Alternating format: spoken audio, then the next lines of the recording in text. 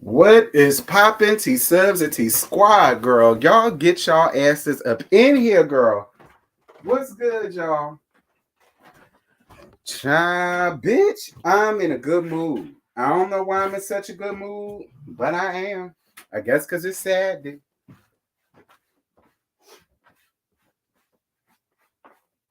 I guess because it's Saturday, girl. I'm in such a real good mood or whatever.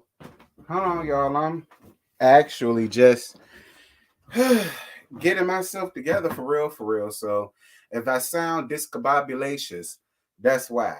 What's good? Who up in here? Shout out to everybody that's up in here. Hey y'all, hey. I guess start at the 10-minute mark to give people more time to come up in here before I get the gagging. Cause girl, we got some shit that we gonna gag about. Cause it's been a bunch of shit going on this week. And y'all already know how to do. What's going on to everybody? If you guys have not followed the social medias, please make sure to follow the channel's Instagram, the Twitter, the TikTok, the Snapchat. If you guys have any tea that y'all want to send me, if you don't have social media, send it to the channel email, girl, tlsmittheatalk at gmail.com, girl. Those of you guys that would love to donate, the Cash App as well as the PayPal is available. I appreciate it was about two of you guys. I had woke up to Cash Apps too this morning. I can't think of who it is now. But I totally want to appreciate you guys. It was for the interview. So thank you guys so much. That sent those. It is greatly appreciated. Like I said, it all goes to the channel. So thank you guys so much. We're gonna talk about the interview too, girl. But well, it wasn't an interview, but it wasn't. But y'all come on up in here and we're gonna talk about them more when we get up in here. Yes. Yes. Shout out to you, honey. Anybody, hey, please feel free.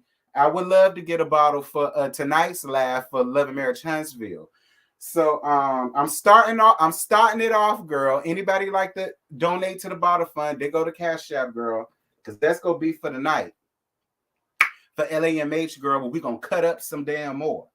But as I'm looking for my phone, because I got all of the notes and the articles and all of that in there. Girl, where the hell is my phone? Did I leave it in the bathroom? Hold on, y'all.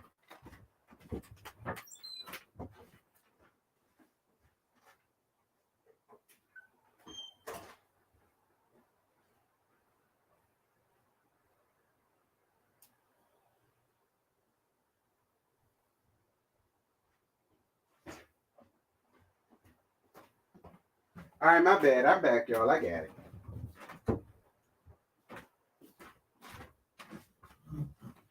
I was up the front, and I keep leaving my damn phone up there. Anywho, because I gotta have my phone, because I ain't gonna be able to see nothing if I ain't got it. But y'all come on up in here. We 5 minutes in. I get started at the 10-minute mark. It's 58 folk. I would love for the likes to match the peoples that are in here. So please, you guys, please make sure to follow. To like the live. As y'all come in. Oh, we got one donation. Thank you so much, Autumn, for the bottle fund. Thank you, boo. I appreciate you, Autumn. Please make sure to like up the lives, you guys. Liking up the lives and the videos, it helps push everything through the algorithm. Okay, it helps push everything through the algorithm, and Lord knows, girl, when us Black content creators, we need y'all.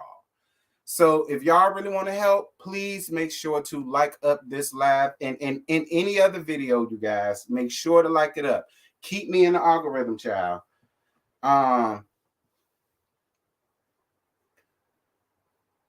If at all possible.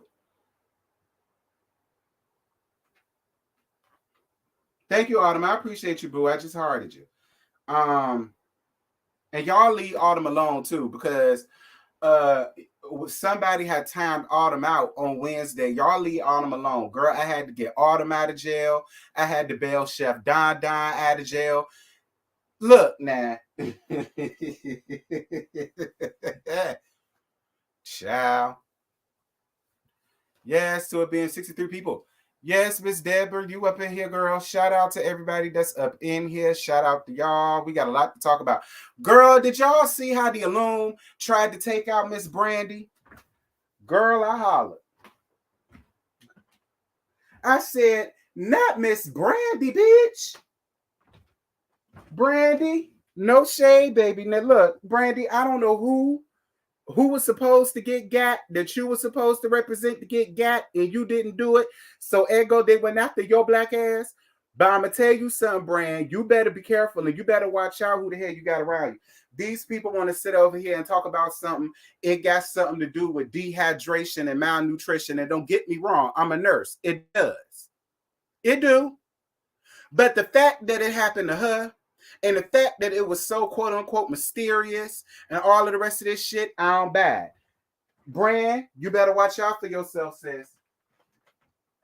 I'm gonna leave it at that, Brand. You can do what you want. But I'm just telling you, look out for yourself, sis.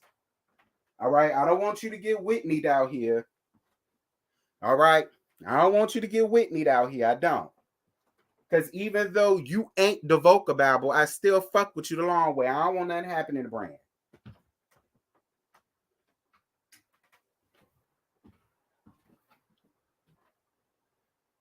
Child, we 9 minutes in now. We finna get started really soon.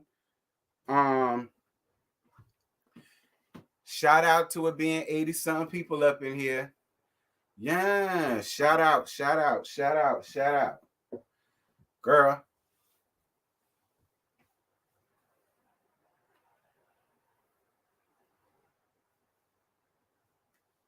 I'm good, Miss Know-It-All. How you doing, boo?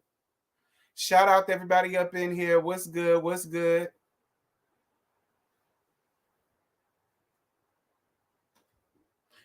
I mean, look, I'm just saying, I'm not trying to cause no drama, no conspiracy theories or whatever the case may be, but I just find it quite odd, quite strange, and a little bit too familiar to me.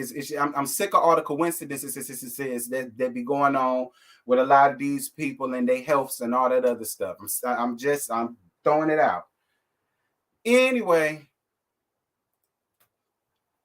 hey girl.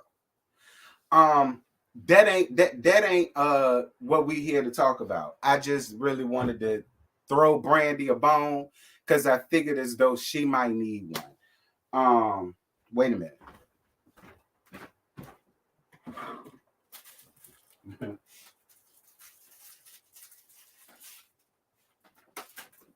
Okay, so as I reiterate, I'm just throwing Brandy a bone because I feel like she might need one.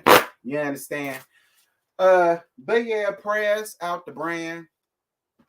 Y'all know Brand gonna be alright so long as she watch her back and stay away from them damn Illumes, cause y'all know how the Illumes do, girl. They go. I'm just saying, bro. Okay, Brandy.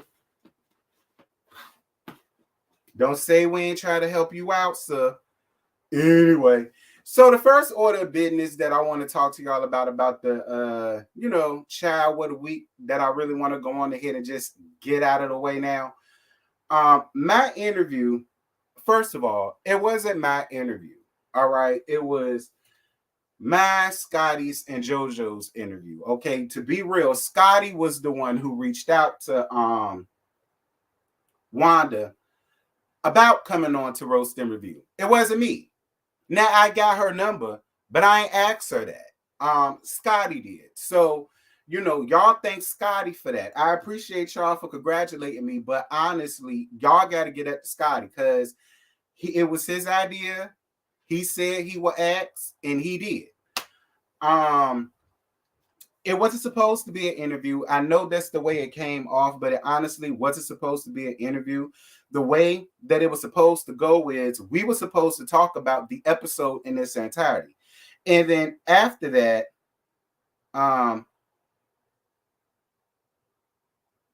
anyway, and after that, that is when Miss Wanda was supposed to come on, and we was gonna ask Miss Wanda about this and ask Miss Wanda about that, and so on and so forth. like I said, we played good cop, bad cop, and it worked. Scotty asked all of the real probing questions. You know what I'm saying? I came with the unbiasedness because that's what I do. And JoJo came trolling. That's what JoJo's job was. And for the most part, we all did our jobs.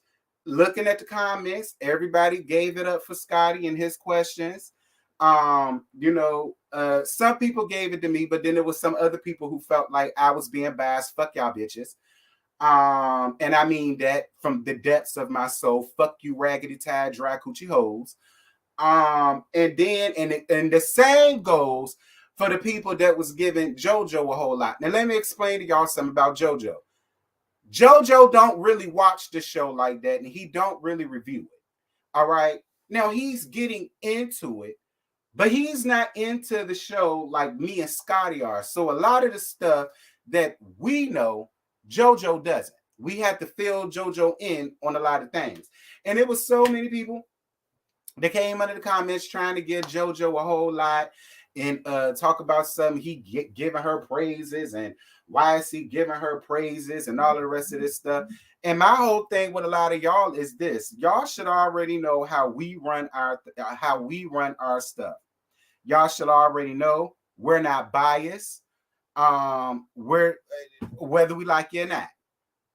Whether we like you or not, we not biased. We gonna keep it real. We gonna keep it funky, and we also gonna throw in other sides that goes into the storm or whatever the case may be. So to all of the people who got upset and it was a wasted interview, y'all ain't asked the right questions, and why is JoJo praising her and real T being biased? Fuck y'all raggedy tie bitches. Again, I say. Because a lot of Alexa, what's the definition of the word bias? Bias usually defined as bismuth, a brittle, grayish white, red tinged, metallic element used in the manufacture of fusible alloys and in medicine. Symbol, Bi, atomic weight, 208.980, atomic number, 83. Alexa, what is the definition of the term biasness? Say that. As a noun, bias is usually defined as a particular tendency, trend, inclination, feeling, or opinion, especially one that is preconceived or unreasoned. As an adjective, bias is usually defined as cut, set, folded, etc., diagonally. As an adverb, all right. Alexa, shut up. So now that we all know what the term biasness means, okay? Because she was talking too much. She was giving me she was bringing me around the mulberry bush with all of the adjectives and adverbs and nouns and all that shit. I ain't asked you all that. All I asked you was what was the definition of the word unbiased. I had to say unbiased because biasness, she said some other type of shit that I ain't heard since college. But with that having been said, I don't understand where people get that I'm biased. Y'all know I love Kimmy. I love Kimmy down. I tell y'all all the time, Kimmy is my most favorite. I stand on that. But I get Kimmy as the business this season. I've been reading down Kimmy way more this season than I did last season, and I honestly don't like it. But because I'm not biased, I got to give it to her. Same thing with Maurice. Now, I know a lot of people don't see it for Maurice, but I do. I think Maurice is a key. You know what I'm saying? But I even have to gag him in his business or lack thereof. Y'all know I love my husband. That's my husband, and my husband can do no wrong in my eyes. You know what I'm saying? I just go on ahead and call out the wrongness because I don't want nobody else getting upset and calling me biased. So whenever I got to call out my husband, I call out my husband. Do I want to call out my husband? Absolutely not. I don't want to call him out. But I do. You know what I'm saying? So I don't understand what folk mean by I was being biased in the interview. I really wasn't. I understood some of what Miss Wanda was saying, and a lot of the things that Miss Wanda was saying was bullshit. Now, Scotty called out the bullshit. I called out the stuff that made damn sense. Sorry, that's just the way we do here. You understand? Because see, if all of us, first of all, I don't know how a lot of y'all think a review is going to happen if y'all are mean, rude, disrespectful, or anything of the sort to the interviewee. I don't know how y'all think an interview was going to happen like that. Most people that give interviews have to be unbiased. Even if they may not see it for that person, they have to be unbiased for the interview because that's the purpose of the interview. If all of us thought the exact same, there would be no reason to have Miss Wanda on, because all of us would just agree with what Miss Wanda did, or all of us would disagree on what Miss Wanda did. So there wouldn't be a reason for an interview. And if we tried to interview her, everything she said, it just would have been met with something else, and that would have taken the interview to a whole nother spot that it doesn't even need to go. You understand? So whether y'all choose to believe what Miss Wanda said to be the truth or not, that's fine, girl. I don't care. I'm not invested in that show like that. You know what I'm saying? But a lot of y'all need to chill out with the whole, oh, you bias. You bias. You bias. Bitch, fuck you. Okay? That's how I feel. Anybody that come under there with the you bias, bitch, fuck you. You already know what I'm going to say. So I don't even need to say it. If you come up into my comments with the you bias, it's a bitch, fuck you and your mama too, and take that. Because I don't know what the hell else you want from me. I told y'all all the time, I don't kiss no ass. I don't kiss no feet. I don't suck no toes. I'm not a bootlicker. I don't follow the crowd, the trend, nor the bandwagon. Just like I had people getting upset, saying they're going to unsubscribe because I said I might interview Mark. And to that, I say, bitch, bye. Because it just is what it is. I can't run my channel being so based and worried and concerned about how it's going to make everybody else feel. I can't do that. I'm never going to grow if I do that, because I have to realize that it's over 20,000 of y'all.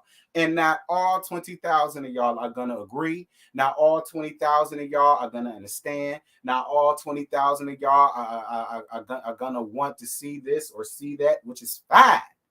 But you ain't got to announce it to me, sis. And you damn sure ain't got to start a mutiny on my channel. If you decide that, if I decide to interview Mark will just be too much for your achy breaky heart, bitch, gone. Okay? Because Mark ain't sleep with none of us. He slept with Evangelist Van. You understand me? Evangelist Van ain't paid for none of our child support. She paid for Mark's. You understand? Lisa Shoot did not cheat on neither one of us and get a peasant with split ends pregnant. He did it to Melodrama. And Melodrama's husband did not cheat on none of us and get a salty ass split end queen pregnant. It was her. It was none of y'all.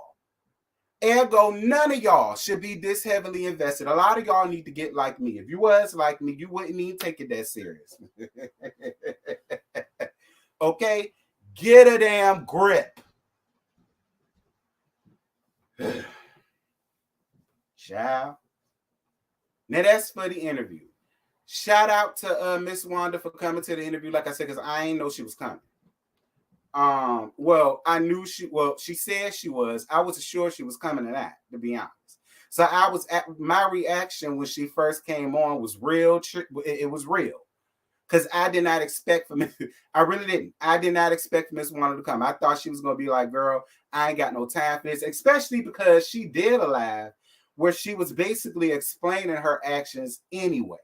So I was sitting here thinking about, well, why would she want to come up here to say the same damn thing twice? So I was kind of already like, we'll see. But I'm glad she came.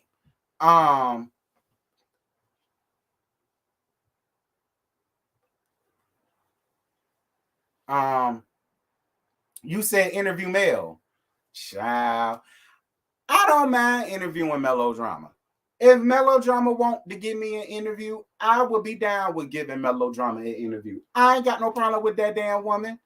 If she want to give me an interview and if she want to refute a lot of what's been said about her or whatever, she could gladly do that. I ain't got no problem with Melodrama coming around here to do that. I ain't got no problem with coming around here to do that. Yes, God, thing. Autumn started it off, honey. I'm trying to get me a bottle tonight, girl. So if y'all enjoying the roasted gags and y'all want to pitch in or tip in, there go to Cash App. Y'all can help me out with my bottle. There y'all go. Yeah, Mel ain't come around here, girl. I would love for her to. I would love for her to. See, the thing that people need to understand about interviews is it's best to get interviewed by somebody that may not see it for you like that. See, when you interview with somebody that see it for you, girl, the hell. But when somebody else who don't understand you or understand your plight, let's say that.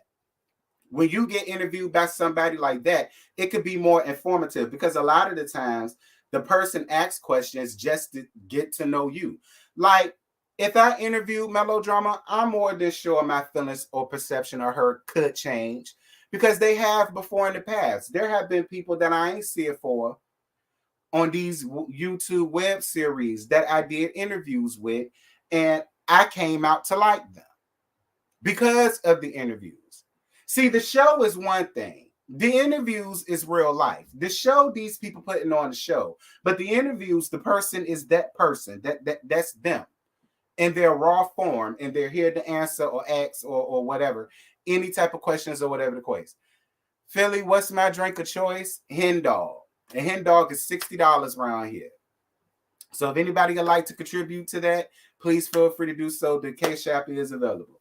But yeah, I don't mind interviewing Melodrama. I would love to interview her. Contrary to what people think, I don't hate that woman. I have no personal problems with Melodrama. Like I said, I didn't get cheated on with the Splitting Queen. She did. I have no problems with interviewing her. Just like I have no problems with interviewing Leisure Suit. I would love to interview Evangelist Nessa. Y'all know I live for Evangelist Nessa.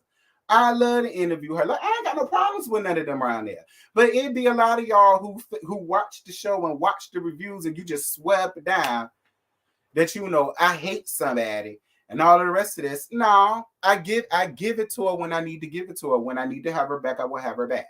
So I don't have no problems with interviewing her. I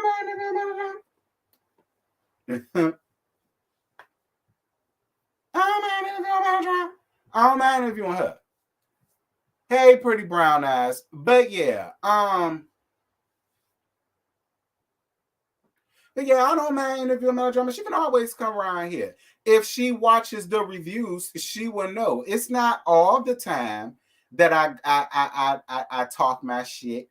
It ain't all the time I go in and let have. There have been a lot of instances in a lot of these episodes where I would turn around and give Melodrama a piece, and then I'll turn right back around and have her back. I did that a lot in season 3. Yeah, season 3. I did that a lot in season 3. Hey, Chef Holly, how you doing, boo? I did that a lot in season 3. Yeah, I gave her a lot. I did. But when I had to have her back, I did also. And I didn't have a problem with doing that because that's just me, you know. But, you know, in due time, girl, in due time.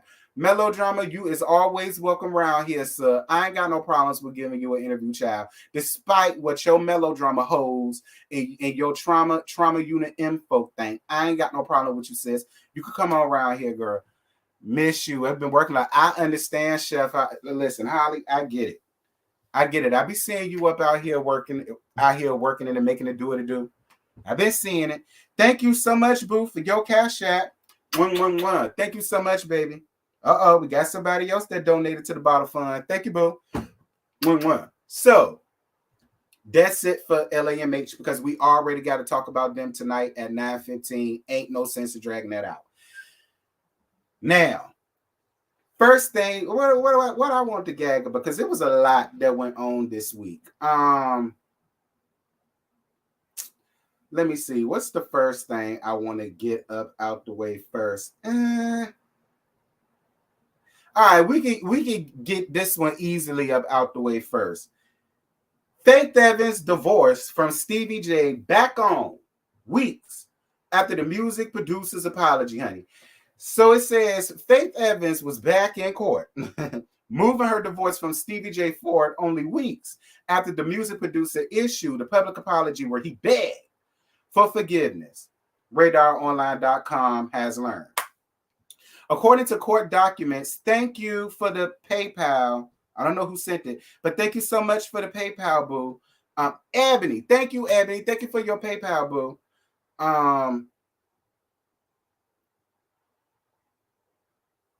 According to court documents obtained by Radar Online, Faith, who's 49, has turned over her financial records to Stevie, 50, including a list of her assets and debt. The move is a necessary step before a divorce can be finalized. The development comes after fans believe the two have reconciled with each other after a rocky couple of months. On Mother's Day, Stevie posted a note on social media where he apologized to Faith and said, "I've hurt you, disrespected you, and humiliated you in front of the world. From this day forward, I promise to listen to your feelings and be more delicate with your heart," as he lied. I promise to build you up and can communicate daily with you, respect you, and love you and love on you until you're as happy as you were when we got married.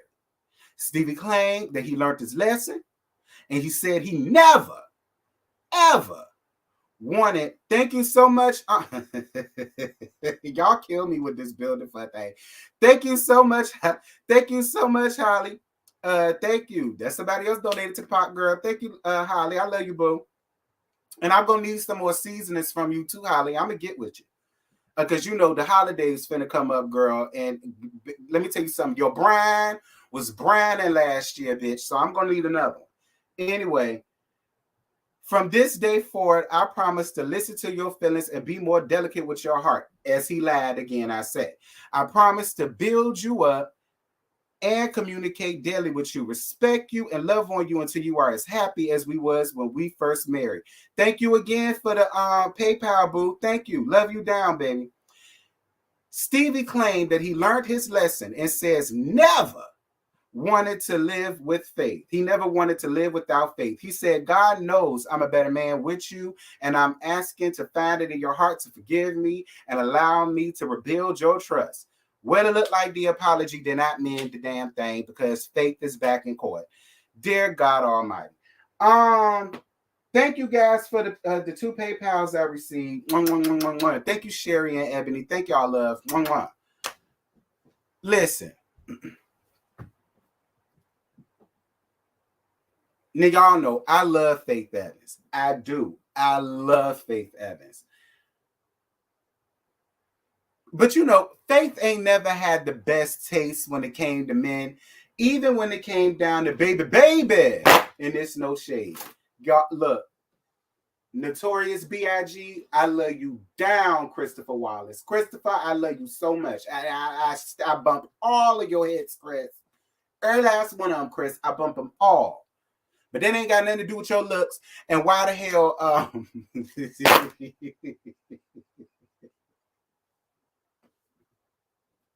again, I love you, Chris. I love you down. All right. I love me some Biggie, baby. Let me tell you something. What bumped in my house, along with all of the old school, it was definitely Biggie. All right. I love Biggie. It's no shade to Biggie. And may he rest in peace. And I hope his killers go down. Well, he did because he was killed too. But I love him too. No shade. I love him too. I love him too. I'm just saying. But I always knew she ain't had the best taste, her or Lil' Kim for that matter. Because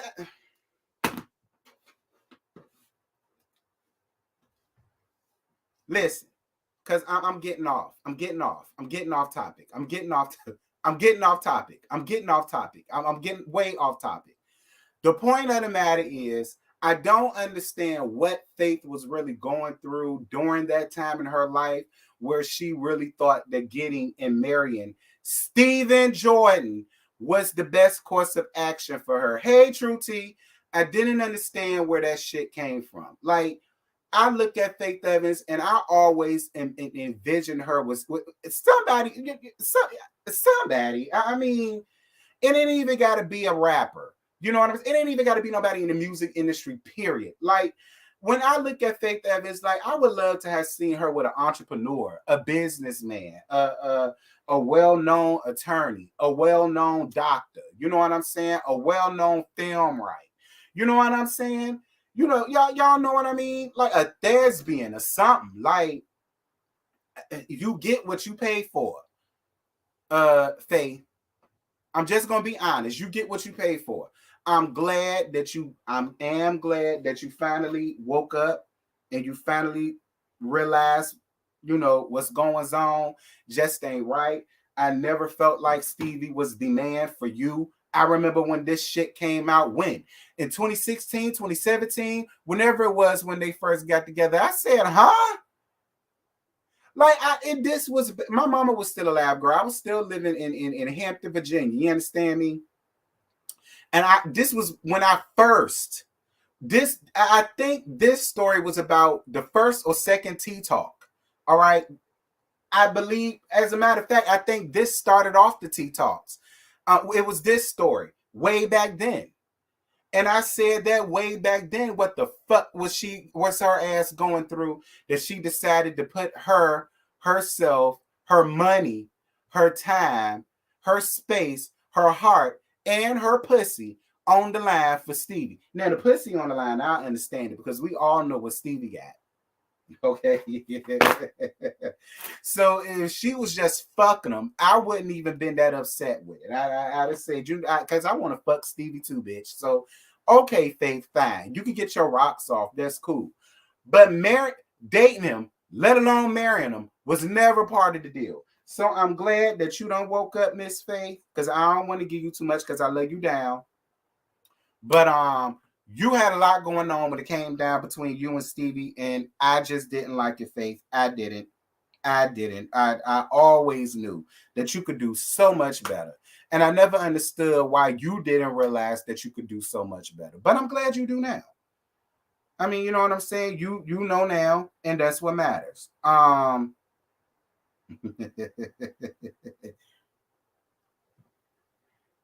Right. E moved on to a billionaire.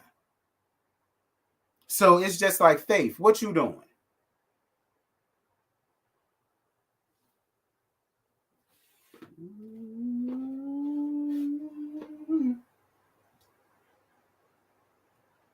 You want Faith to be Eve? I would have loved Faith to have turned around and been an Eve. Because like I said, Eve moved on to marry a damn billionaire.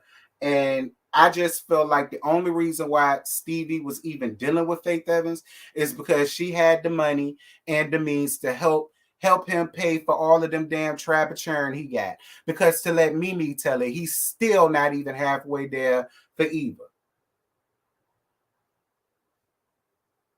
So I just kind of felt like that was the only purpose that Faith Evans really gave to Stevie.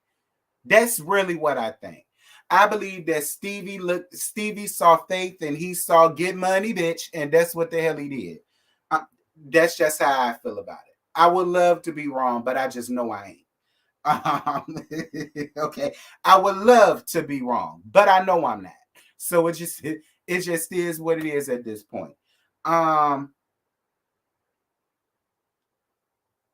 So second thing that's up here that happened this weekend, I'm at this point, I'm getting about sick and tired of hearing about both of these women. I really am. So this comes from XXL Girl, and it say Cardi B. Judge orders YouTuber Tasha K to pay the rapper $4 million immediately for defamation of judgment. This came out about 2 days ago, and I thought they did that already. I'm not finna go through all of this again. I'm about to give y'all the longest short of it. What I heard was Tasha K was on live flaunting around how she was off in Dubai, and she was off in Egypt, and she was off in Europe, and she was off in London. You know what I'm saying? She was out in Siberia. She was out, hiking around the rainforests of the Amazon. You know what I'm saying? She was out Tanzania. You know what I mean? She was just out and about, girl. She was just out and about. And Cardi kept asking, bitch, where the hell my money?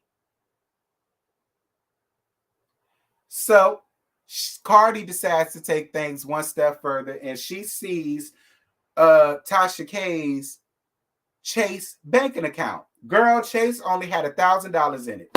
Girl, I know you lying.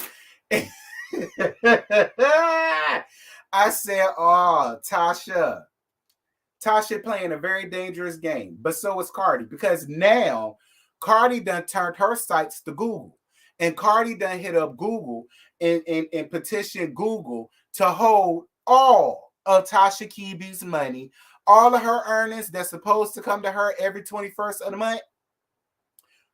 Girl, she ain't getting none of them, because to let Cardi B tell it, she garnishing those wages, child. That's the new. That's the new. The new is she done curved her ass down there to Google and talked to Google and got into cahoots with Google and to get that woman paycheck on the 21st of every month. Now, I don't know how many months it's going to take to pay off $4 million. But considering that Tasha K is in the millions, I mean, it shouldn't take that many months. I mean, well, she did just hit her million. I mean, it ain't like she about 2, 3, 4, million subscribers in. She ain't there yet. But her YouTube earnings, because with YouTube, girl, it's not just Google. It's the sponsorships. It's YouTube Premium. You understand me? Like it's a lot of earnings that come with Google. You get my drift? So but I don't know, it shouldn't take them. I mean, the last time Tasha K posted her financial earnings, she didn't post it. Storm Monroe did when they was cool with each other. And he said she gave him permission to post her financial earnings, because she said if she did it, she would have felt it would have been tacky. And this was just last year, before she hit her million subscribers. She was making, I think it was like $23,000 a month from YouTube, bitch. 43 to about 43 about $43 to about $45,000 a month from YouTube. So let me see. All my mathematicians, how many months do you think it'll take if she's making 45 stacks a month? How many months is in a year? Ain't it 12? It should be about. Look, Tasha, I don't know what you're gonna do. Okay, Tasha, to be and I gag your Toucan Sam looking ass a lot, but I don't want to see nobody get garnishments and all that stuff. Playing with people's money is like playing with folk intelligence, and it's a lot like playing with your damn life. You understand? I don't necessarily want to see nobody livelihood get taken away, because people work real hard for their YouTube channels. And a part of me is like, Cardi, why the hell are you riding for it so hard? You're not missing the 4 million. So why is you dragging it out like this? But at the end of the day, sometimes some people just have to be made an example out of. And sometimes the person that gives the example is the person that you least expect. I don't think Tasha went into this ever feeling like Cardi B would give all of this, because for so long we've seen Cardi B on TV being ratchet, being ghetto-fied, being projected, being a damn hood booger, with them low vibrations that, like Coach Stormy was talking about that girl. I'm gonna get her fuck ass together. She the last hoe I'm gonna get together. But y'all know, being like that low vibrational plate, that's what Cardi B gave her very first season on Love and Hip Hop. You understand? And that's how a lot of people look at Cardi, and that's how a lot of people view Cardi. You get it? So I get it. I get why Cardi is keeping her foot on Latasha Kibi's neck. It ain't just Tasha. She's doing this. I mean, Tasha is the example, but Tasha is going to be the sacrificial lamb for everybody that done ran with that story about how she done had this and she done had that and so on and so forth. That's really what I think going on here. Thank you so much for your cash app, boo. 1111. Yes, ma'am. Anybody else like to donate to the bottle fund? Girl, please do.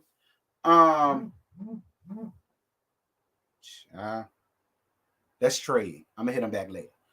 Anyway, but that's really what I think. That's what I think. I think Tasha is just a sacrificial lamb. I hate it for Tasha because I am a fellow YouTuber as well. I hate it for her. But I mean, hey, listen, you can't win when you play dirty. You do bullshit, bullshit comes back to find. And unfortunately, Cardi, not Cardi, Latasha Kibi, this is just what you're going to have to go through. I hate it for you, but this is what you're going to have to go through because, I mean, it ain't cool. And my thing about it is, you constantly used to get up and flaunt your money and you make too much money and you got this and you got that. You traveling all around the world and but you owe people. That's another reason why I'm not mad at Cardi for making her out an example because like you doing all of these interviews that you're making money off of and then you're traveling and you posting it in it all up and down social media as if you don't already owe this woman over $4 million. So I get it. I do. I get it. I get it.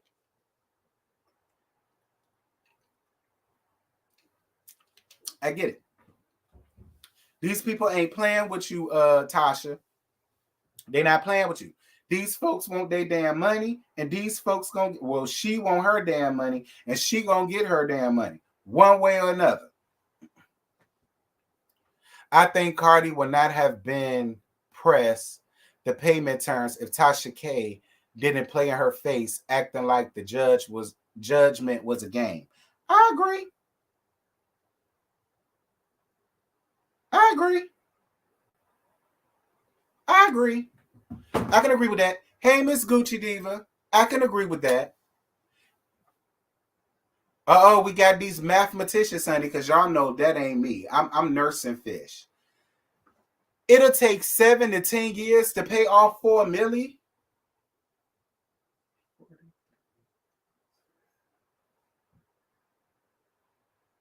Divided by 12 years. And then it's 365 days out the year. And it's 7 days in a week. Okay. And then we get paid every 21st of the month. Like I said, girl, I'm not the mathematician. I'm nursing fish. Okay. I did not do mathematics. I'm not accountant. I'm not none of that. So I'm finna take your word for it, honey.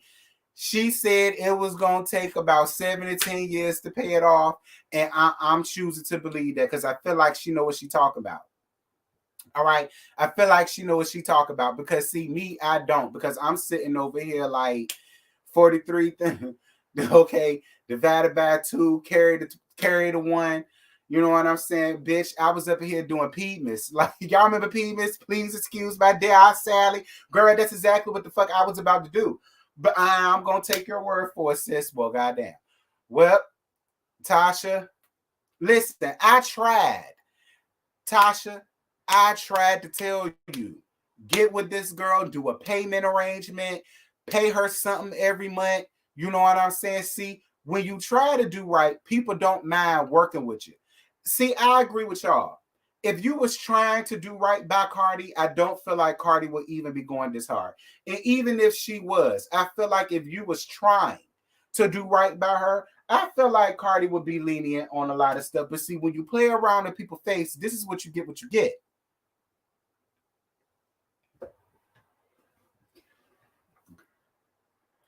Girl, I was trying. I was sitting over here like, wait a minute. Like, wait. Like, look, I ain't want to get my calculator because I feel like y'all was going to read me down for getting the calculator. So I went on ahead and did it in my head. But I'm going to agree with Miss Girl. She absolutely right.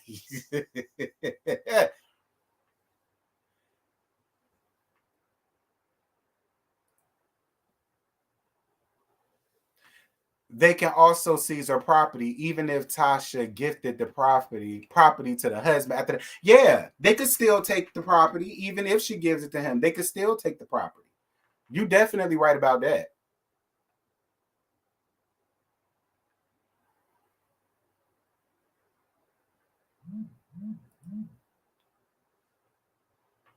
I think the max for garnishment is about 25%. If so, 30 years. Oh my God, you got to pay this woman off for 30 years?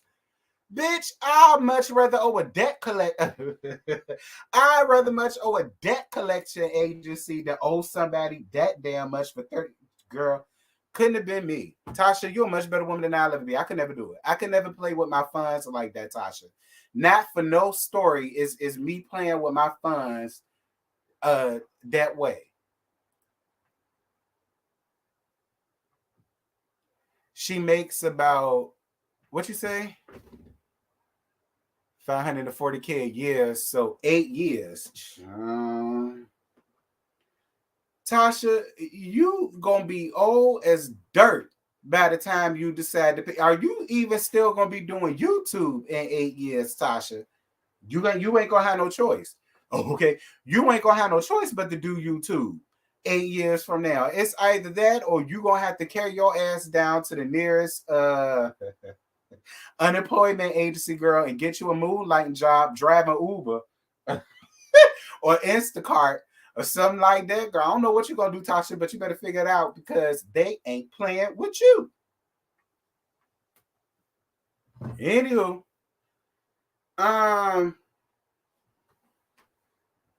well, that's that story. So this low vibrational plate lady. Now, first and foremost, I don't know this damn woman. I don't know this damn woman. I don't know nothing about her. I don't know nothing about her. I don't know where she came from. I ain't never seen her before a day in my life. I don't know her. All right. But I do remember seeing the low vibrational plate thing floating around on Instagram, but I really didn't pay much attention to it. But I knew it had to be something because I started seeing circulating around a lot. I saw it circulating on Instagram. I saw it on Facebook. I saw it on TikTok. But I still ain't paid that much attention to it. So this shit come from Bossa, and it says low vibration. Coach Stormy Wellington offers low vibrational plate explanation. Gets royally drugged. Dear God Almighty. So, child, it says after Coach and self-proclaimed king of controversy, Stormy Wellington went viral for referring to a member of her cult-like community. Dear God. Her cult-like, y'all think that woman got a damn cult? Her cult-like community's plate as low vibrational. The internet, thank you so much, boo, for your Cash App. Thank you. Thank you, boo. What I say? After Coach and self-proclaimed queen of controversy, Stormy Wellington went viral for her referring to her member of her cult-like community's plate as low vibrational. The internet's been in a finger-licking frenzy. After a week of internet jokes and dragging, Stormy took her talents over to Fox Soul's TGIF to defend her actions. And the people said Funky Dineva read that bitch out her shoes. The show's hosts, Al Reynolds, Claudia Jordan, and Funky Dineva were ready and willing to match Stormy's vibrations, as you can imagine.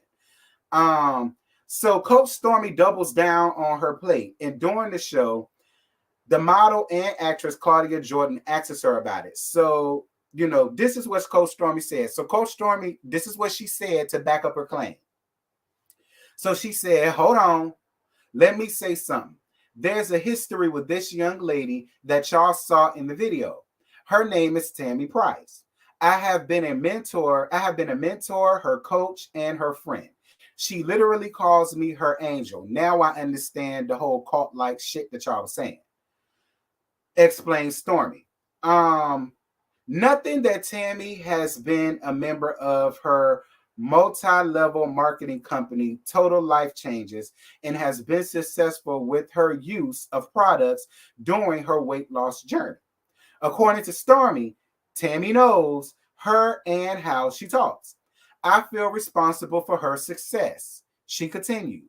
Stormy says she feels responsible for what Tammy eats as well as well and said that Tammy dishonored and disrespected her by sitting next to her with enough food for 3 people on her plate. She also lambasted Tammy for using plastic cutlery, but took credit for being the factor of the foolery. Granted, it was my event. I didn't think it was fit for a queen, she added before calling it low vibrational, tacky, and thrown together, while taking a dig at the caterer for supplying the low vibe facilitating food. Um, so Funky Dineva gets serious about telling Stormy about her damn self. So this what Q had to say, bitch. I screamed. So Q said, listen, I'm sitting here laughing because from my perspective, you actually making this shit worse, said Dineva. Because you sat up there, in my opinion, as a friend and embarrassed the hell out of that lady. Then it was like my plate is fit for a queen and your plate is fit for a hood rat. She was hungry. Your plate was given starvation realness. And I agree, because it was. She ain't had shit besides. Then to compare it to Royalty Stormy, he started before digging a little deeper and saying what most people were thinking. No tea, no shade, no cap, hood rat, what you give. Hood rat, what you give. What you give on a daily is more consistent with a hood rat. Ooh. Wait a minute. What you give on a daily is more consistent of a hood rat than what's on a woman's plate. The host continued. You had green fingernails, you were licking barbecue sauce, and God knows whatever else from up under your nails, all while digging around this lady plate. y'all, y'all was eating off. Y'all was eating off white Dixie. Y'all was eating off white Dixie plates at an event that people paid thousands of dollars to attend that you was responsible for. Also, you were eating shrimp. They're roaches of the sea, and they're literally no nutritional value in corn. So how was your plate or vibration any higher than hers? Funky Dineva kept dragging, going and ended with, Tammy is a much better woman than me because I done knocked the plate of food out your hand and showed exactly how low the vibrations could have gotten. Dear God Almighty. And that was all that was said. Now, a little birdie told me. Now, I don't know how true this is. But a little birdie told me that Funky Dineva got suspended after that. Again, don't quote me on that. I don't know how true that is. I'm just saying what the people are saying. The people are saying to me that his ass got fired after that. That's what I heard. I don't damn know. I'm just saying what I heard. The people saying he got fired. Well, not fired, suspended. I don't want to say he got fired, but I heard a little birdie told me he got fired suspended. I keep saying fired.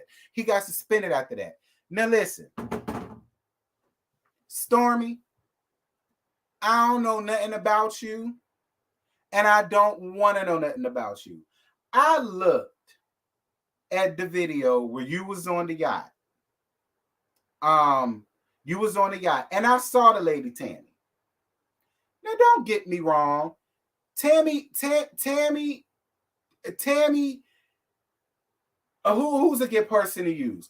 Tammy is a little thick, but she's thickums. She's not fat. She wouldn't be considered overweight. She wouldn't even be considered obese. If she was like, if Tammy was the size of the Mighty Lizzo, I would understand. I would, especially if you do weight loss journey or whatever, and for whatever reason she decides to follow you, and then she decides to come at an event that you have, and she has a plate loaded full of food. I mean, I guess, but even with that, it's always a way to talk to people and a way to handle the situation. And I felt like the way you handled her, it wasn't cool. It wasn't cool. It's like you put her on the spot, you belittled her, you embarrassed the fuck out of her, you made it a thing. You made it a thing, and now it became a national thing. But Tammy really shouldn't feel away. You're the one that should feel away because you went to embarrass this woman, but it's your ass that's getting embarrassed all up and down the damn internet. Like I said, Philly Wine, I don't know if it's true. I heard he got suspended, not fired. But I did hear that. Now, you saying he was on last night, and I'm glad he on. So, to the people that are saying that Funky Dineva was suspended, he's not, because Philly John said that he saw him last night. Good, because y'all know I live for Dineva. I don't want Dineva fired. But I don't believe that he said worse about other people. He did. That's when they said that he got suspended. I said, well, off of that. Listen, I'd have said worse to the bitch because I am a big bitch and I would have cussed her ass the fuck out if it was me. You sitting over there talking about something, that woman's plate was hood radish and this, that, and this. Well, girl, judging by you, the way you talk, the way you act, the way you sound, and the way you was looking on that damn catamaran, listen, you was giving me...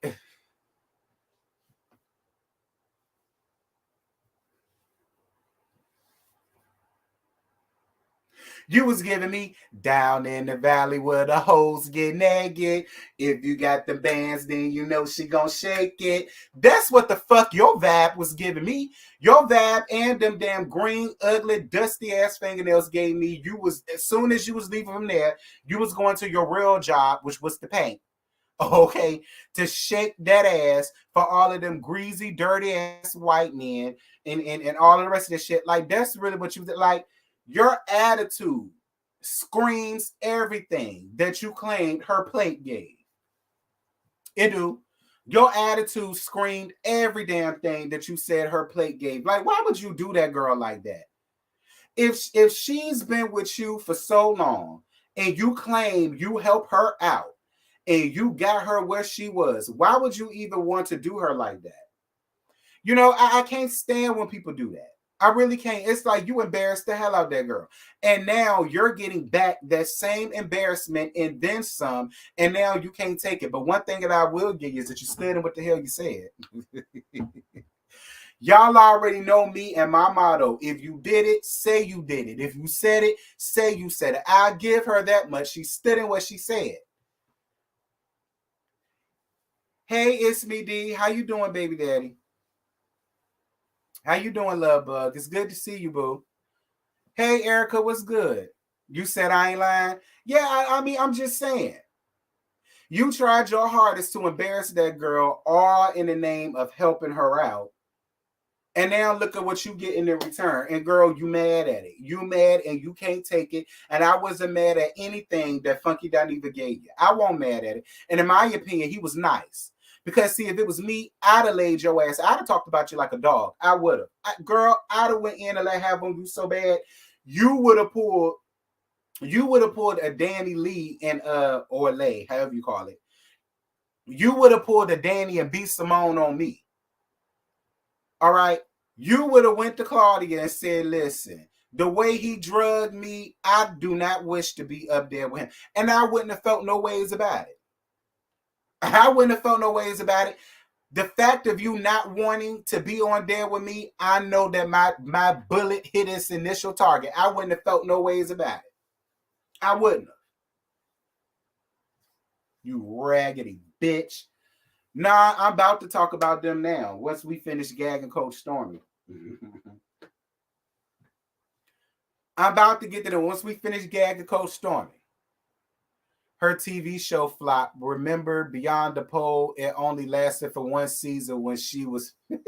Yeah, I remember Beyond the. Yeah, I remember Beyond the Pole. Hey, Chloe, what's good, boo? And another thing, Stormy, if this was your event, you hired the caterer. Usually, and if Chef Holly is in the chat, she can amen this. Usually, when a person hires a caterer, the person either already comes to them with a set, select the foods, or the person that's catering the event, when you meet with them, they already let you know what they specialize in. So it would seem to me, Stormy, if that was the case, and her plate had all type of low vibrational food up there, that happened on your watch. It would seem to me, Stormy, that everything you had either would have been a keto diet, it would have been vegetarian based, something low in carbs, something. Shit, it'd have just been a juice bar. Everybody just everybody just would have took their food and poured it in a blender and drunk it. Like it would have been something like that. You know what I'm saying? You would have made sure all of your folk was eating sea moss or some shit like that. Like, that's just how I feel. It's like you ran her down for the food that she had on her plate, but girl, you accepted it. That's the part that got me. Like, if that was the case,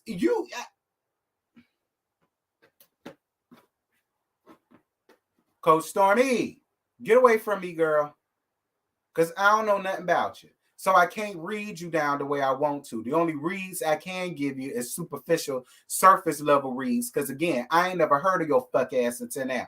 I ain't heard nothing about your old tag ghetto fab projectic ass. I ain't heard nothing about you. Like I say, you give me a real P-Valley tea. That's really what you give me. You do. And that makes sense from Beyond the Pole. See, down in the valley where them hoes get naked. If you throw them bands, then you know she go shake it. Girl, if you don't go and sit your ass down somewhere, bitch, just tired. Tired for no damn reason. You said call braids were low vibrational. I have never seen a hairline recede so bad, and baby hair is trying to cover it up. I am screaming. Child. Girl, you just a fraud all the way around. I don't even believe you a vegan or a keto dieter or none of that shit. I don't believe none of that shit, Stormy. I don't believe it. I do not believe it. I don't. But you already ain't about big as nothing. What the hell? Whatever. Look, y'all big girls, y'all gonna learn. Go where y'all are respected, not tolerated.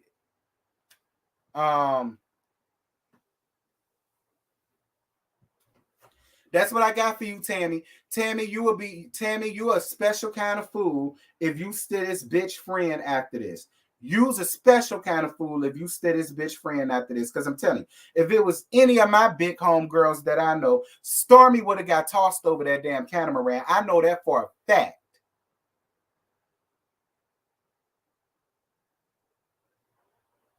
Stormy would have fucked around and became SpongeBob and Squidward's neighbor under the sea, because that's exactly where her ass would have went, with cement drawers on.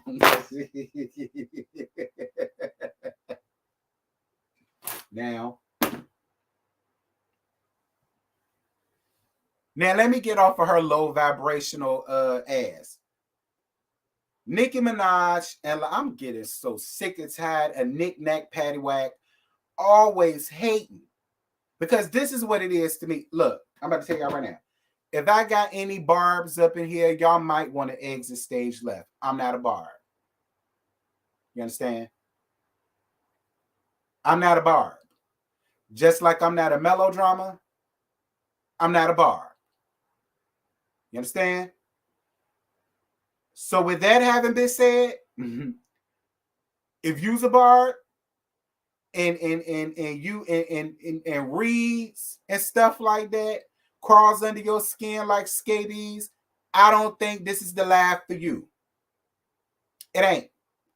Because after I get finished saying what the fuck I gotta say, I don't want to hear nothing from none of y'all. So, because in my opinion, Nikki ain't nothing but a damn hater. That's what this boils down to, in my opinion. It seems like anytime a young woman who is doing good in the industry, that's a rapper, she always seems to have a problem with them. It's always a problem. It's always some beef. She start crying and whining and it spit bubbles and snot bubbles falling all out her damn nose away. And it's just like, girl, if you don't go sit your tired ass down and go be a mother to your damn child, because we already know your daddy can't be a we already know that fuck nigga you married can't be a daddy to your child, and we know why. I ain't even gonna go there. Like, Nikki, you got way too much shit going on, girl, and I'm not even with it. But whatever. So it says, and this comes from Variety, girl. Variety picked this up. So it says, Nicki Minaj and Lotto feud over Grammy category issue, call each other out, and a super entitled Karen, and I agree with that, and a super freaky grandmama. I agree with that too, bitch. Thank you, boo, for your cash app. Huh? Even though I'm a barb. Well, I appreciate you for being a barb and for donating to the Cash App fund, sis. And I love you down, but I'm still gonna read her the hell down. So it says.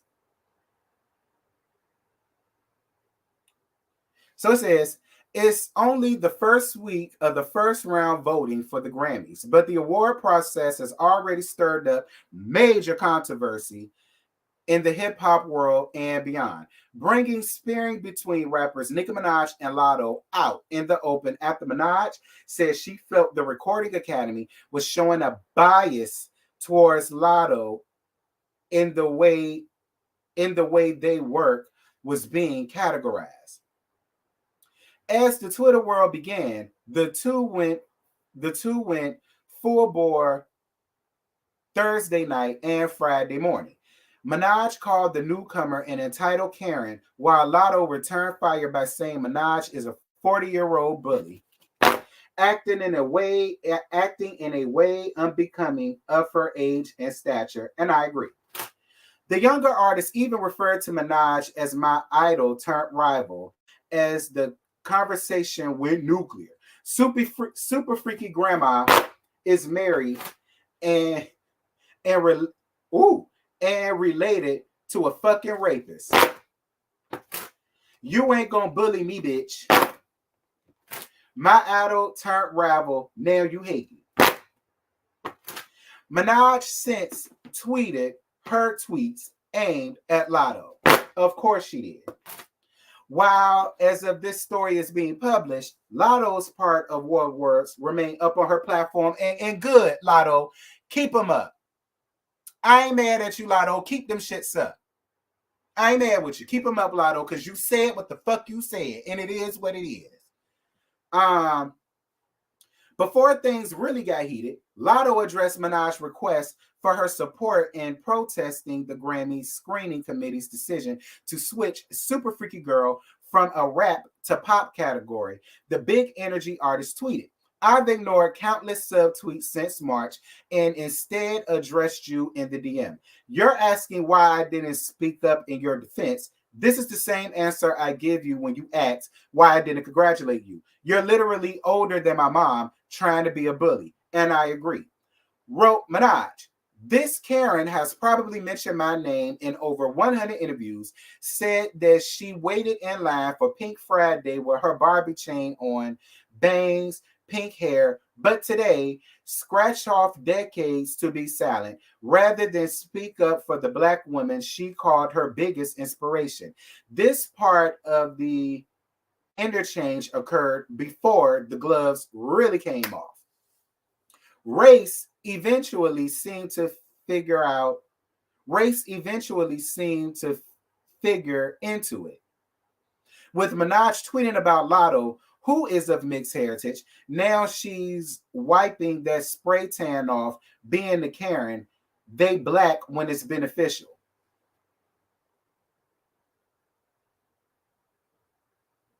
Knick knack, patty whack. Girl, get out my damn face with this race shit. All right? Please get out my face with this race shit. But whatever. Later, after Minaj tweeted, in a sense, deleted a post, that she will be releasing some private conversations, apparently to prove that Lotto has undue help from collaborators or ghostwriters. Lotto responded, I'll post them my goddamn self. They'll all tell you I write too. I heard a few of our rests before they came out too, boo. You forget we all collab with the same writers. Difference is I don't deny it. The world's seen me writing since 16 on national TV though. And she did. She has been writing since then. And be clear, Nick Nack Patty Whack, who gave that rapist a damn bone, or you took his, should I say. Not only did you take it, you had the nerve to have a damn baby by the fuck nigga. But I digress. It's all been talked about and said about how Weezy F Baby, please don't forget to say the baby, was writing all your shit. Not only was he writing all your shit, they were saying Drake was writing all your shit too. Which is funny because Drake got damn writers. But whatever. Not here to stir up drama. Not here to stir up controversy. I'm just saying, Nikki, you sitting up here calling her out for having ghostwriters, but the same has been said about you since you was with Young Money. The exact same has been said about your ass since 2009, girl. I'm just going to be real. It has. The same thing has been said about you. Now, I don't know if it's true. I don't know. I don't give a damn. But that's what the people were saying.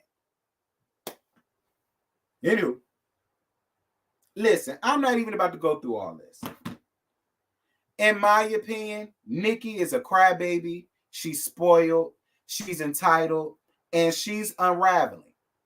See, it's funny, Nikki, because when you was running around out here trolling everybody that came before you, you was out here trolling Lil' Kim, and I swear to God, you got your whole persona from the Queen Bee. And I still feel that way. When you was trolling her, when you was trolling Missy, when you was trolling Queen Latifah, when you was trolling MC Light, when you was trolling Lady of Rage, when you was trolling Yo-Yo, who else? Who else, girl? It's more. Trina don't count. When you was trolling Foxy Brown, who else, girl? It's some O. When you was trolling all of those people, and you was talking about how you don't owe them any type of this, and you don't owe them this, and you don't owe them that, you don't owe them no type of homage, and this your time, and they need to sit down. You the new girl on the block, and yada yada yada. It was all well and good. But now the same thing is happening to you because there are other young girls that are way more talented than you are now starting to come out, and they're now starting to get recognized. And now you're becoming unhinged. But here's the thing. Them queens that you trolled, they didn't unravel and bust apart of the seams like you're doing with Lotto. They didn't do all of this shit that you're doing. They didn't. They let you have it. I think the only person that probably spoke and said anything was Lil' Kim. And she didn't even say that much. None of these people ain't stop your bag like you like to do. None of these people didn't stop features like you like to do. None of those women didn't say, if you have me on the same stage as her or this artist that I'm not going like you do. See, it's funny because everything that everybody has ever said about you, people are now starting to notice it. And what bothers me is how the Barbs don't notice. Now, I'm all down for people liking who they like. That's fine. But at the end of the day, right is right and wrong is wrong.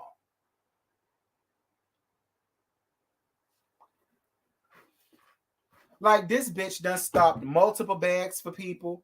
She blocked people from getting awards. She blocked people from getting songs. She blocked people from getting features.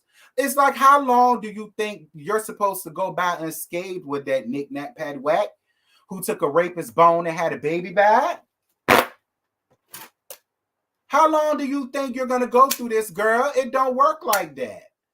It don't work like that. Trina do shit like that to bitches, and she's just now getting recognized. Didn't she just get a BET award after almost 20-some years in the game? Girl, Trina came out when I was in middle school, bitch.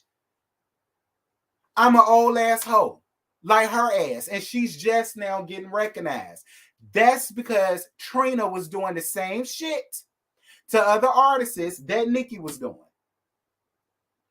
I'm just saying.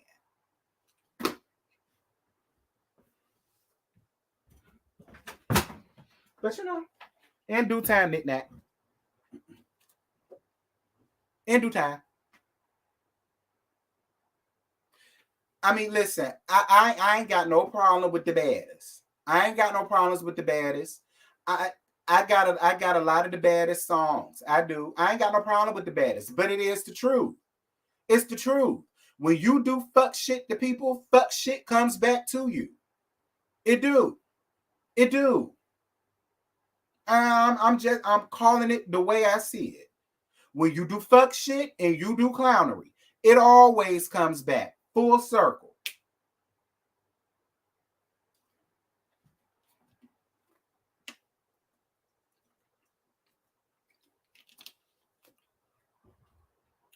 And the Barbs don't want to say nothing about it because they want to all be down with knickknacks so damn bad.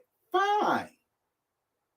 Be down with who y'all want to be down for. I ain't got no problems with that. But it's like I say, when you do fuck shit and you do clownery, you're going to get all of that back. You are. You're going to get it all back. Nicki have a problem with everybody that works with Cardi B. Yeah, she does. Now, but see, it ain't even got nothing to do with Cardi. I believe Nicki will have a problem with any young girl who's coming up and who's on the up and up, who's getting talked about, who's getting noticed, who's getting awards, who's getting all of these features, who's getting sponsorships, who's being noticed. Nicki will always have a problem with them because it's not her.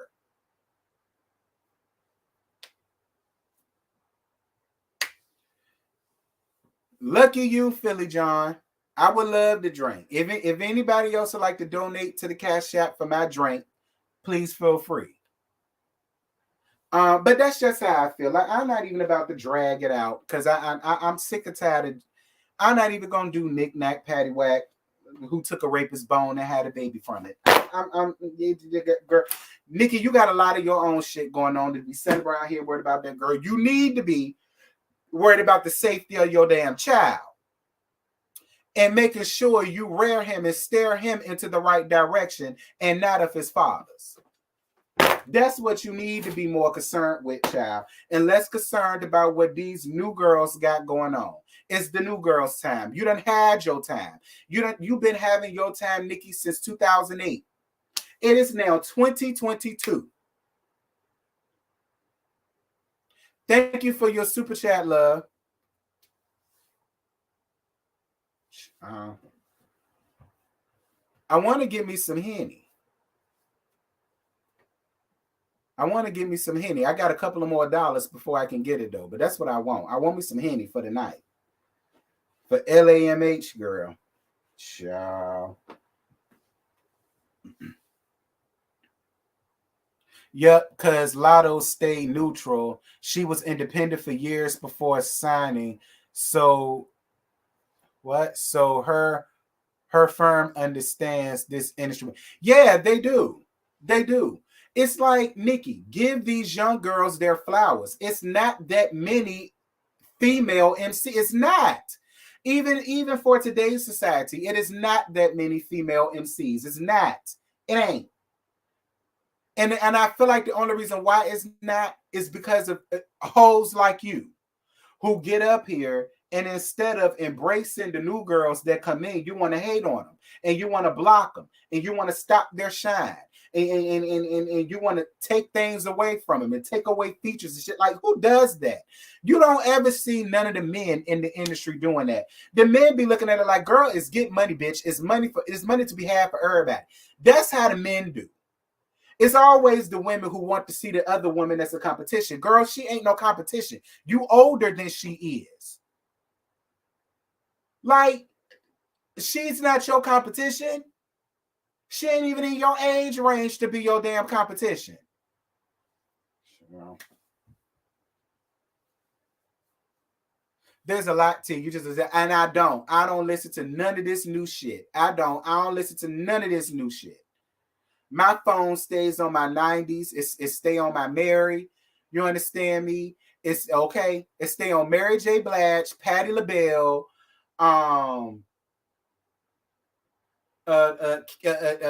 Casey and JoJo and Jodeci, Drew Hill. What else my things stay on? Brownstone. What else my things stay on? Aaliyah. You understand? It stay on stuff like that. I don't listen to none of this new shit. Don't ask me. I don't listen to it. I don't listen to no Lucky Day. I don't listen to her. No shade to Lucky. I don't listen to her. You understand? I don't listen to none of these folk. I don't listen to no city girls, no city boys, no city queens, no city punks. I don't listen to none of that shit. I don't listen to them. I don't listen to no Never Broke Again, Young Boy. I kinda, sorta. I kinda listen to Never Broke Again, Young Boy. I kinda. He like this. He like this. You know what I'm saying? You know, if I'm around trade or something like that, and you know what I'm saying, I'll play a little bit of the Young Boy because that's what they like. You know what I'm saying? So, you know, I'm like this with Young Boy. But other than that, you understand? I don't do none of that. That ain't my judge. That ain't my lane. I done had my time. My time was in the 90s and the 2000s. I done had my time. Ain't no more good music. I don't care what none of y'all say.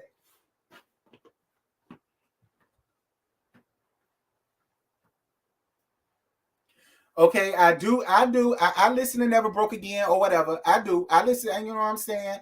I listen to a little Young Boy here, there, here. When I feel like being trade, you know what I'm saying? I might, you know what I'm saying, play him and whatnot. But that's as far as I go. Lucky Day is for the older crowd, T. What you mean? Look, maybe I need to go back and listen to Miss Lucky. I'll go back and listen to Miss Lucky. You claim he from my age range. We gonna see. But I'm just being real. You know what I'm saying? Like, girl, it ain't that many. Relax, knick-knack, paddywhack, who took a rapist's bone and had a baby by it. Girl. Again, I say. You say he 37. Oh, he is my age. All right, I'll give Lucky Day a try. I thought he was one of these little young queens. That's really what I thought. I thought he was one of these little young queens. But you say he 37, bitch, I'm 34. All right, Lucky, I guess I'll give you a try when I end this live. We're going to see what you're talking. But if you up here talking this bull crap like these little young folks talking, I ain't got no time.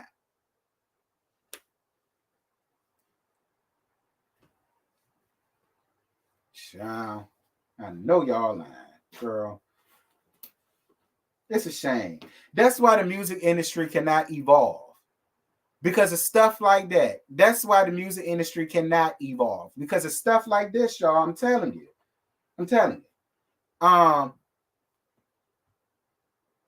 You say he is amazing in concert. I'm going to give him a try, baby daddy.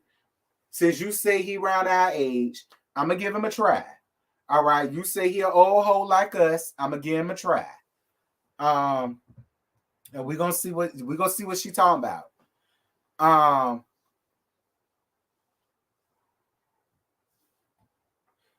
I think Melody and Van are fake. Ooh, Destiny, Destiny, I already talked about LAMH. I got that out. That was the first thing I talked about. I already got to deal with them tonight at 9:15. Come back tonight, Destiny, at 9:15 with all of that. We'll talk about that then. Come back at 9:15.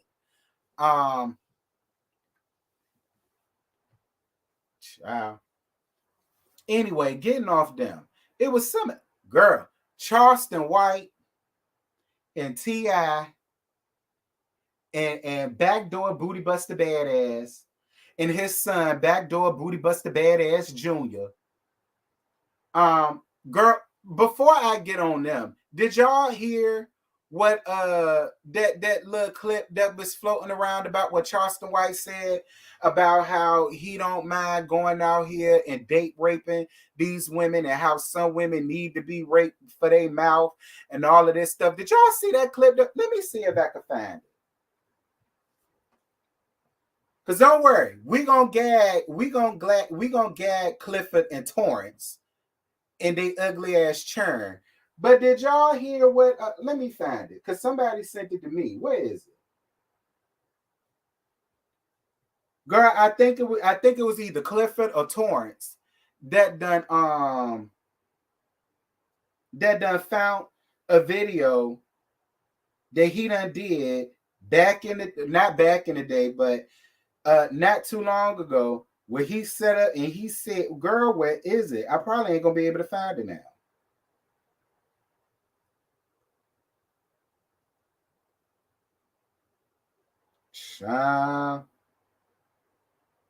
Nah, you didn't send it to me. Lord, I knew I wasn't gonna be able to find it now. I knew it.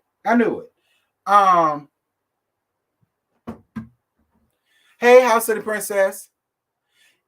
Yeah, girl, Charleston White. It was a video that surfaced to him where he was talking about how when women say that they boyfriends be raping them and all of this stuff, and how he was saying he believed in doing that.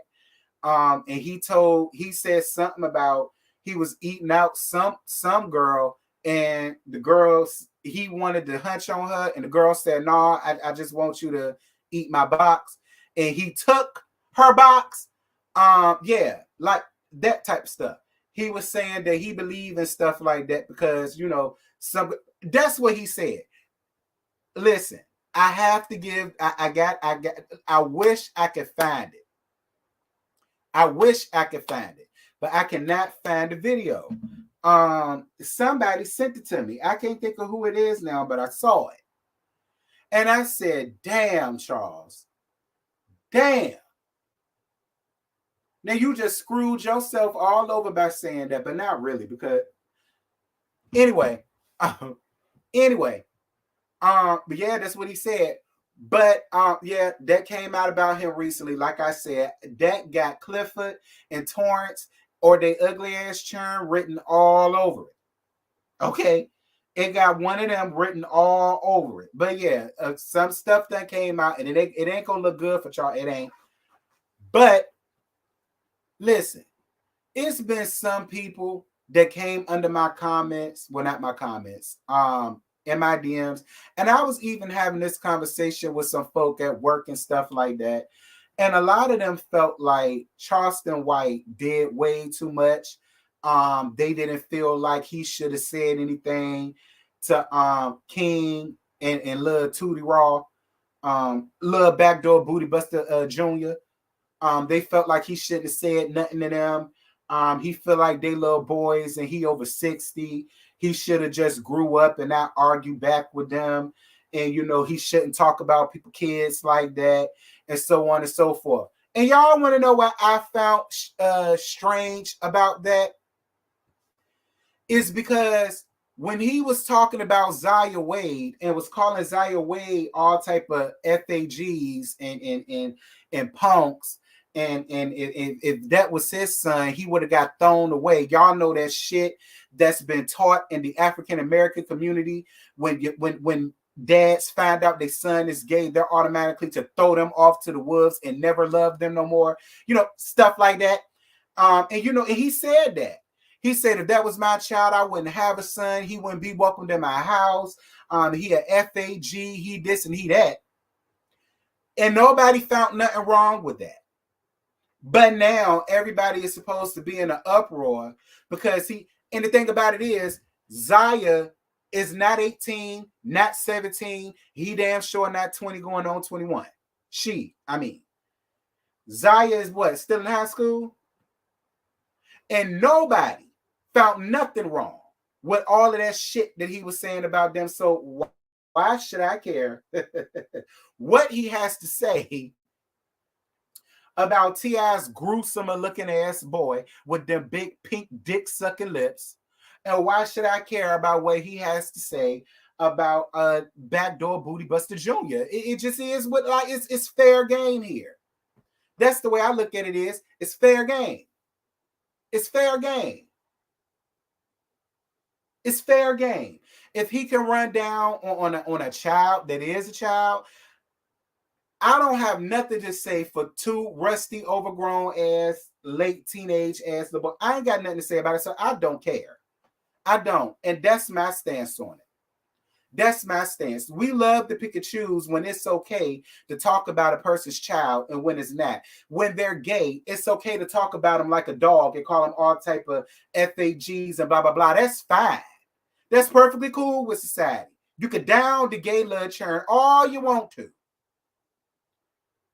But when he went live and roasted the hell out of the seniors and the juniors, now everybody is supposed to be in an uproar, and now everybody should feel a way about him talking about somebody's churn. Girl, fuck you. I don't feel no way about it. Oh well. To let the people tell it, them two little fuckers started with him first. That's what to let the people tell it. To let the people tell it. He was live talk about something completely different. And it was King and Tootie Raw that came in fucking with him, from what I heard. So, I mean, it is what it is.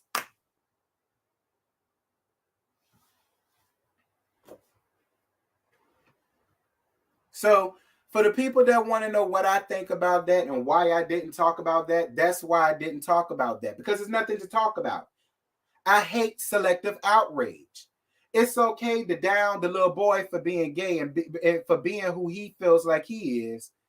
It's okay to down the black man who, for once, is accepting who his child is versus doing what Charleston White said he would have did, which was just throw him off there into the wolves and never be back allowed into his house, and he ain't never got a son and all of the rest of this shit. You know, he's down for, you know, loving his son in spite of.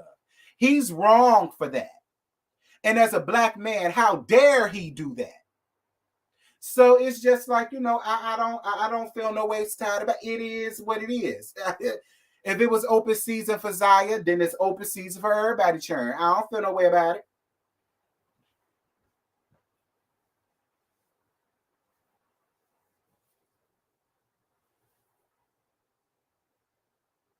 What he called Boosie and his son was funny though, child. Listen, that's Backdoor Booty Buster Badass Senior and Junior, to let me tell it. All right. So I don't feel no ways about it, y'all. I don't care what he had to say about their churn. Keep talking about it. We'll talk about him some more. Run down on that ass some more, Charleston. You got my blessings. And if you don't know, if you ain't got no more reads to get him, tag me in. I got plenty of reads I can get him. Matter of fact, I got plenty of reads I can give you, but I ain't. Because I was supposed to read you down months ago with what you said about Zaya, but I ain't touch it. I ain't touch it.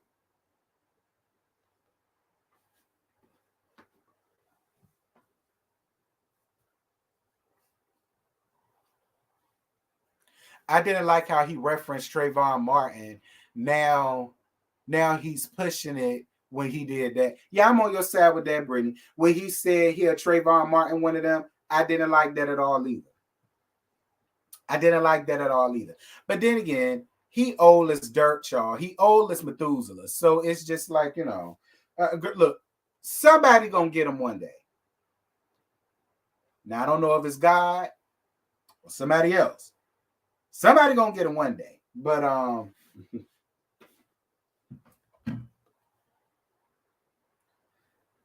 Oh dear God. Thank you, boo. Thank you for your Cash App love. Mwah, mwah, mwah. Thank you, baby. I'm glad you enjoyed the live, boo. Thank you.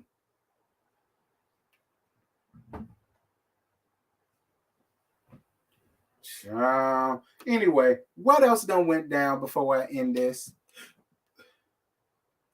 Yeah, Kings and Adult. And yeah, Kings and Adult. And what's funny about Clifford Harris, Clifford Joseph Harris Jr. Okay, and what's funny about Torrance, aka Labusi, y'all ain't know that nigga name was Torrance, did you? Is it Torrance or Terrence? I think it's Torrance though.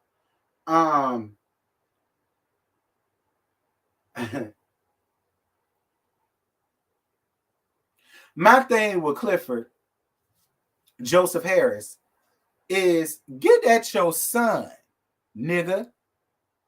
Get at your son. Your son came in his life fucking with him. Get at your son. You always want to get at everybody else when everybody else was just minding their business and doing their job. You never want to give your son nothing. Nothing. It is always everybody else. It's never none of your kids. And actually, it ain't none of your kids because it's only him. Damani don't go through nothing like this. Messiah don't go through nothing like this. Deja don't go through nothing like this. Zanique don't go through nothing like this. Major don't go through nothing like this. Hell, the new little girl, she don't go through nothing like this. It's always been his big lip ass causing trauma, stirring up mess. Did you hear about Nene selling the? I did hear about Nene selling the Alethea Lounge. I already talked about Nicki Minaj, Tiff. You're gonna have to put in the replay, sir. Sis, I already talked about it, boo. But yeah, I did hear about Nene selling the lounge. I heard, girl. Probably all of Brent's medical expenses. I'm glad that Brent doing along good. The last I heard, he had problems. He had some speech problems, but other than that, I think he's pulling through, which is a blessing. I'm glad. So that's probably why she got to sell it, girl, because he got medical expenses around there, child. See, Nene, use another one. Wildebeest, use another one. Worrying about every damn thing else. Worrying about Bravo, Andy. Worrying about this. Worrying about that. Worry about your children, child. Because Brent is way too young to be sitting around here having strokes and heart attacks occurring on. Way too young. Stop worrying about Bravo. Stop worrying about Roa. Stop worrying about all that shit. It's time for you to focus on your family. Nene, you've done enough. All right? You've done enough. You've been on TV for so long. You've made a name for yourself. Your husband's gone.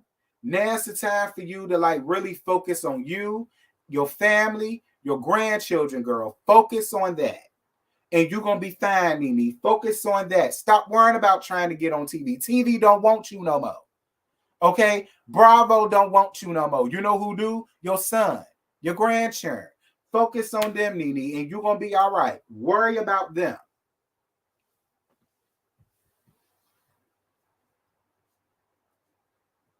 Yes. Happy Sweetest Day to you, Sharon. Sharon. Are you going to talk about 50 and his son? Might as well add another effed up dad to the right child. What do y'all want me to say about 50 Curtis, 50 Curtis, 50 Cent, stubby dick ass Jackson? What? I can't say that. Let me say this. Marcus, because I believe his name Marcus. Marcus, you real cute or whatever.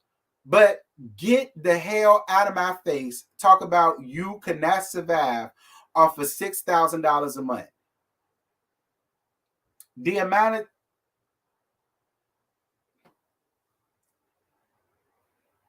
and I don't like 50 at all. But you was getting you and your mama, well, you because it really goes to you, not your mama. It's supposed to go to you, but that's a whole nother story for another day. You gonna sit in my face and tell me that you could not have survived off of six?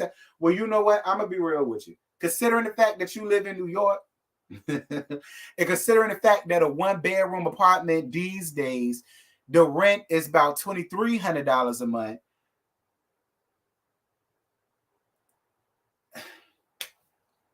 And I don't think you and your mama was living in a 2-bedroom. I mean, a 1-bedroom. More than likely, y'all was in a 2. So if a 1-bedroom is about $23,000 a month, I mean $2,300 a month, I can only imagine what a 2-bedroom could cost if if a studio can cost you over 2 stacks a month. I could just imagine what a 2-bedroom will cost, or y'all probably lived in a house, so I could, but still, 6,000. Come on, Marcus. Come on now. 6,000. Come on, man. Come on now. Like, look, do you know how many women would love to have a $6,000 a month check for their cheering? There's hoes out here that can't even get $60 a month for their damn churn. And your mama had 6,000 granted to her every month. But at some point, Marcus, I really hope that you got your own job now, and I really hope that you're taking care of yourself now. So you really ain't got to worry about your dad. You know what I'm saying? You really ain't got to worry about your dad.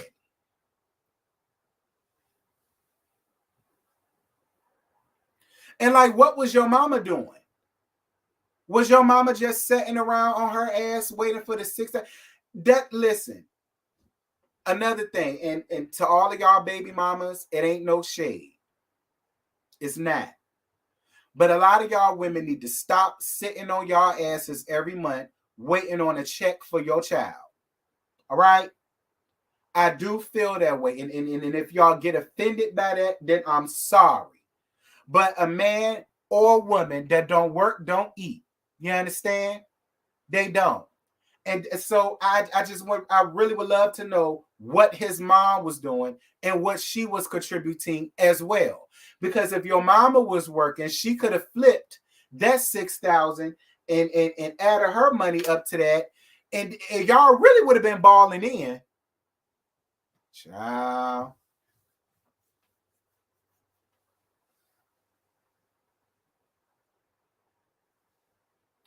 But 50 dotes on that other son, I think that's why he feels a certain way. Yeah, but you know what? I don't even think he's not angry with his son. He's mad with that mama. There's something going on between 50 and that mama. I don't know if the mama didn't want to be with 50 no more, or 50 thought that because he was 50 Cent that the mama was going to be with him. I don't know. Usually when things like that happen, it don't have nothing to do with the child. It's that mama. He want that mama to hurt. And the best way to hurt the mama is to not do for the child, even as an adult. That's really what I think. It's something going on between Curtis and that mammy. Something happened between the both of them, and he just says, screw it.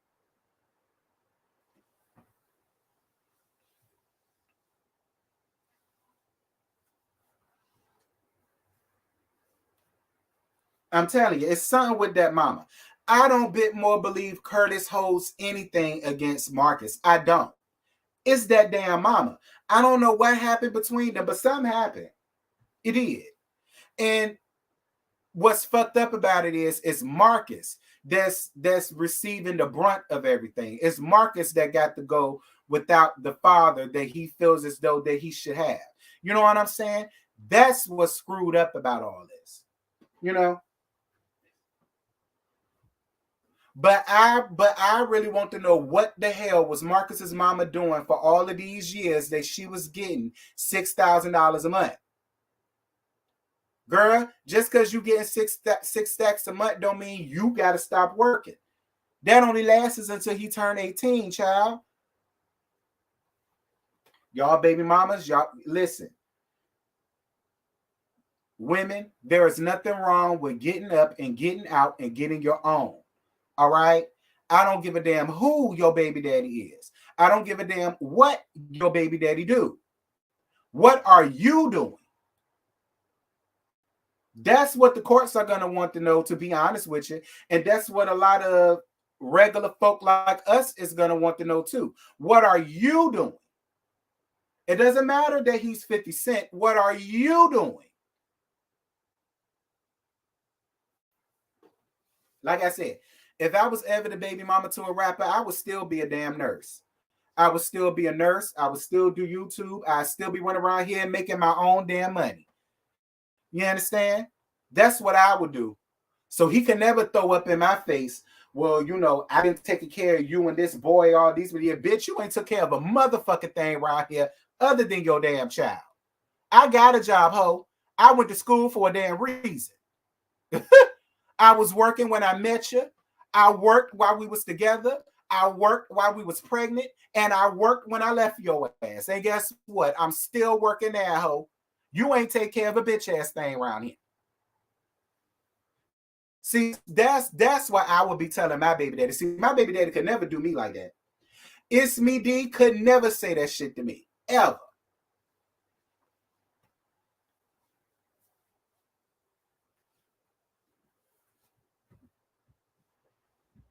Ever. And I know it's gonna be some baby mamas up in here. They are gonna disagree. Well, real T, you gotta understand this. Well, real T, you gotta understand that. I ain't gotta understand a motherfucking thing. The Bible says a man or a woman that don't work don't eat. It ain't nobody's job to take care of nobody grown. Even in a marriage, everything is supposed to be 50-50. When he can't pick up, you should be able to, and vice versa.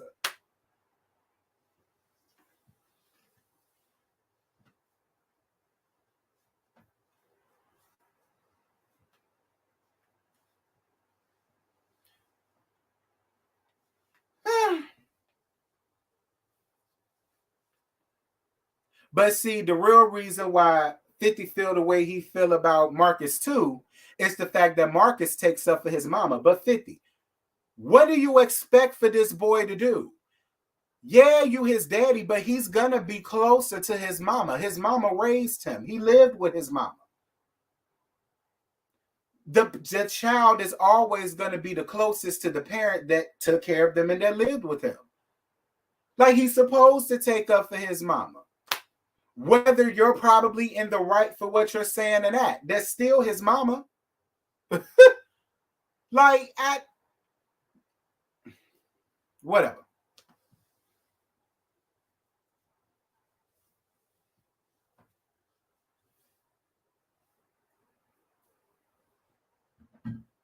Child. Yes, thank you for the cash app, boo. 11111. Thank you so much, love bug. It's greatly appreciated. Thank you.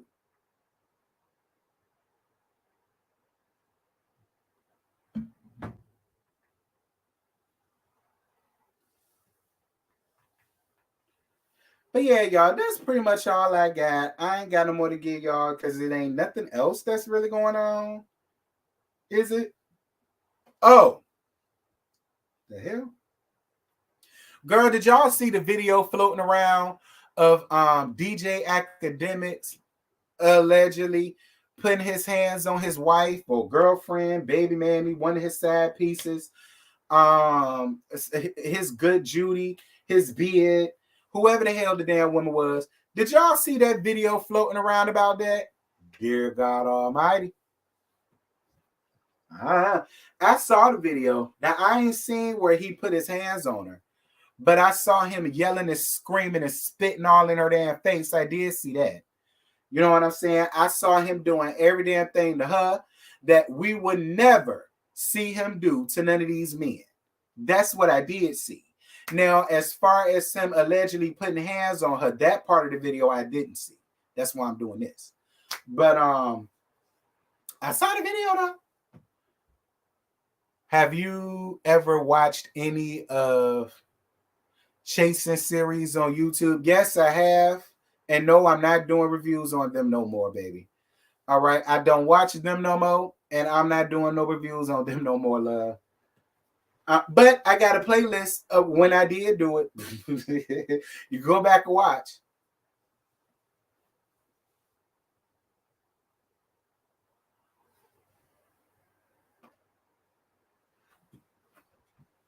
But yeah, I saw. I look. I ain't got nothing to say about academics ass. I don't like. I don't. He ain't even no damn DJ. He a YouTuber. Like, let's just be clear. I mean, and then a lot of people say he get everybody from the Bronx or Brooklyn or wherever the hell he from. He say they give all. He say they give the whole borough a bad name, and they also said that nobody from his borough even fuck with him. I also heard that. So and y'all know I live here. So it's you know.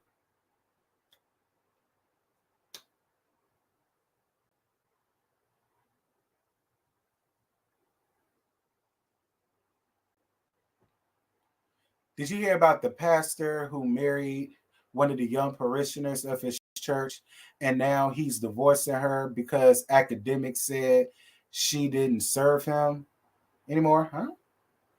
No, I ain't see that, Gwendolyn. I ain't know nothing about that. No, I ain't see that. I ain't seen that. I ain't heard that. I ain't know nothing about it. Look, anything dealing with academics, I don't deal with at all. So you know, yeah. Like he not my he just he don't do it for me. He don't do it for me. He never have. He never did. He's just ugh.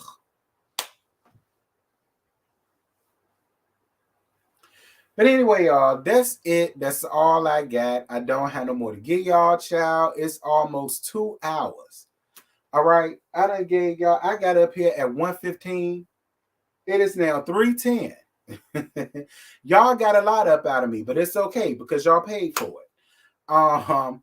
Shout out to the super chats. Thank you guys so much for the cash apps and the PayPals that I received.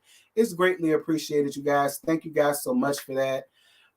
Like I say, we gonna be right back here tonight at 9:15 for the Love and Marriage Huntsville live review.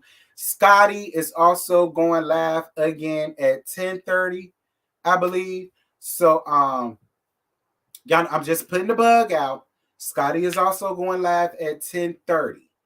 All right. So y'all know we gonna gag around here at 9:50 from 9:15 to about 10:15.